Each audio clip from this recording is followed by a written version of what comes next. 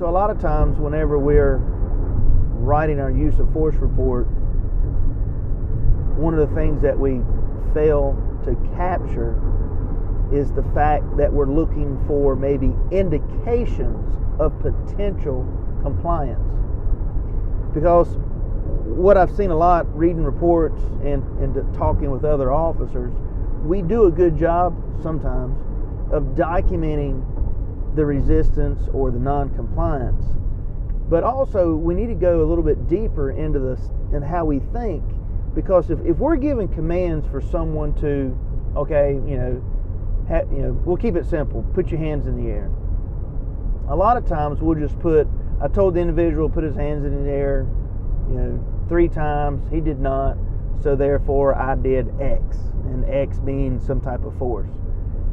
Really, I think what we need to also document is how I told the individual to put his hands in the air, and I was looking for any body movement that was consistent with that command. What I have seen a lot of times on body camera is you'll have an individual officer giving commands, and they won't use force at first because they are looking and they are actually observing an individual potentially complying. So they hold off on using any type of force until they're looking for more confirmation. And that's really what it boils down to. Use the example of you're trying to prone someone out for handcuffing, and you're ordering them to get on the ground.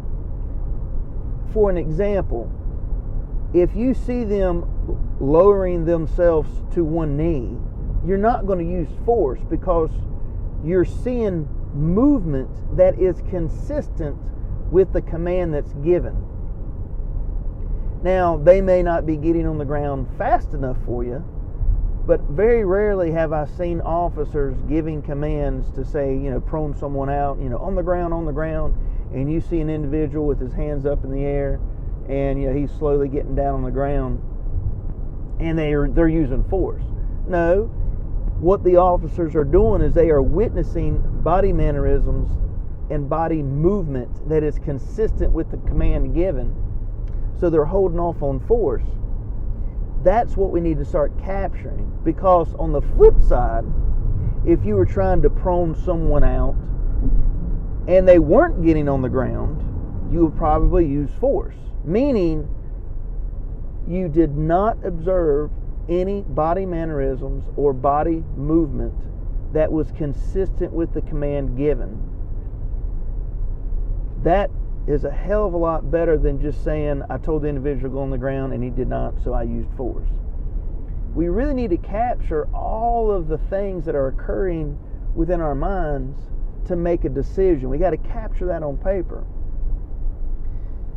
That is the key concept to policing in today's world, is to be able to articulate exactly what are we cognitively processing before implementing an action, i.e. taser, pepper spray, baton, something along those lines.